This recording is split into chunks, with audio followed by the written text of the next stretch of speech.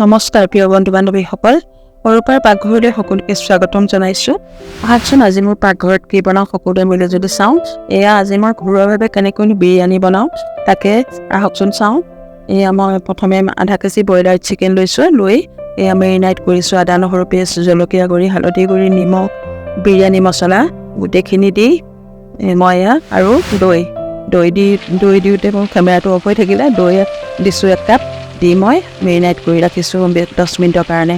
তাৰপিছত এয়া চাওক, এয়া মই পিঁয়াজ ভাজিছোঁ আনফালে কেৰাহীখনত। এয়া ৰঙচুৱা হোৱাকৈ পিঁয়াজ অলপ মই এই প্লেটখনত এয়া আঁতৰাই থৈ দিছোঁ। চাওকচোন সম্পূৰ্ণকৈ ভিডিঅ'টো চাব, মই এই পিঁয়াজখিনি কেনেকৈনো ব্যৱহাৰ কৰোঁ আপোনালোকে চাই থাকক।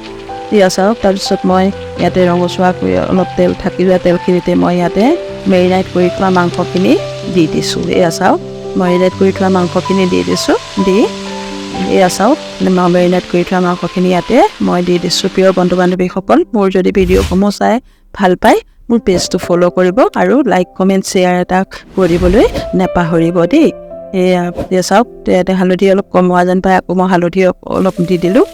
তাৰপিছত এয়া লৰাই থাকিম ভাজলৈকে, মাংসখিনি সিজালৈকে মই এনেকৈ ভাজিম। প্ৰিয় বন্ধু বান্ধৱীসকল, এইবাৰ পূজাত আমি ঘৰুৱাভাৱে এনেকৈ বিৰিয়ানী বনাই খাবলৈ চবেই যত্ন কৰোঁ। আহকচোন এনেকৈ একদম সহজ পদ্ধতিৰে বিৰিয়ানী বনাব পাৰিব।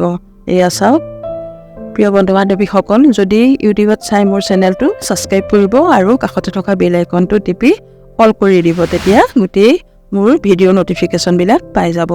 আনফালে এটা পাত্ৰত মই এয়া পানী উতলাইছোঁ, তাতে মই তেজপাত দিছোঁ, দালচেনি, লং, ইলাচি আৰু পদুনাৰ পাত আৰু মান ধনিয়াৰ পাত দি দিছোঁ। এয়া চাওক পানী উতলিছে, তাতে মই 70% চাউলটো বইল কৰি ল'ম। জহা চাউল লৈছোঁ মই, বাচমতি চাউল হ'লে বেছিয়ে ভাল হয়, কিন্তু মোৰ ঘৰতে জহা চাউল, ঘৰুৱা জহা চাউল থকাৰ কাৰণে, ঘৰৰ জহা চাউল, ঘৰৰ খেতি ধানৰ চাউল থকাৰ কাৰণে মই কি কৰিছোঁ, এয়া জহা চাউল দিয়ে বনাইছোঁ। ল'ৰাহঁতে কিন্তু খুব ভাল পাইছে খাই, মোৰ ল'ৰাকেইটাই বহুত ভাল পাইছে, মা বহুত ভাল হৈছে বুলি কৈছে খাই। সেয়ে মই এয়া বনাইছোঁ। চাওকচোন, সিহঁতে খুব ভাল পায় খাই, এনেকৈ মই বনাই দিওঁ সিহঁতক।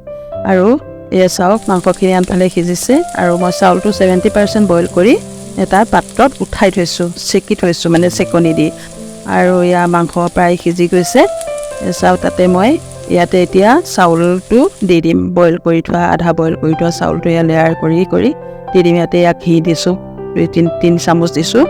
দি তাতে ভাজি থোৱা পিঁয়াজখিনি মই এতিয়া ব্যৱহাৰ কৰিলোঁ। তাতে ড্ৰাই ফ্ৰুইটছ দিছোঁ, বাদাম আৰু কাজু বাদাম আৰু কিচমিচ, পদুনাৰ পাত, মান ধনিয়াৰ পাত দি দিছোঁ। দি ইয়াতে অকণমান বিৰিয়ানী মছলাও দি দিলোঁ। তাৰপিছত এয়া চাওক, আকৌ দি দিছোঁ ইয়াতো তেনেকৈ লেয়াৰটো ড্ৰাই ফ্ৰুইটছ দি এনেকৈ দি দিছোঁ। দি ইয়াত চাওক, ইয়াত পদুনাৰ পাত আৰু এনেকৈ বিৰিয়ানী মছলা অকণমানো দি দিছোঁ। দি এয়া চাওক সজাই দিছোঁ ধুনীয়াকৈ। এয়া ঘি 3 চামুচ আকৌ দি দিলোঁ। ইমান ধুনীয়া যে সুগন্ধ ওলাইছে। তাৰপিছত ফইল পেপাৰ দি এনেকৈ ঢাকি দিছোঁ। ফইল পেপাৰ নাথাকিলেও ঢাকন দি ভালকৈ বতাহ নোসোমোৱাকৈ ঢাকন দি থ'লেও হ'ব। মই কেৰাহীতে বনাইছোঁ, প্ৰেছাৰ কুকাৰটো বনাব পাৰি এনেকৈ। এয়া চাওক, 10 মিনিটৰ পিছত চাউলৰ লেয়াৰটো দিয়াৰ পিছত এয়া মই ধুনীয়াকৈ ঢাকি থৈছোঁ। 10 মিনিটৰ পিছত এয়া দাঙি দিছোঁ মই।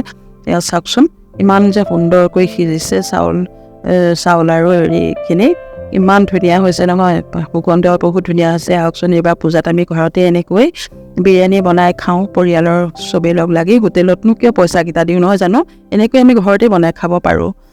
ধন্যবাদ মোৰ ভিডিঅ'টো সম্পূৰ্ণকৈ চোৱাৰ বাবে, সকলোকে ধন্যবাদ জনাইছোঁ।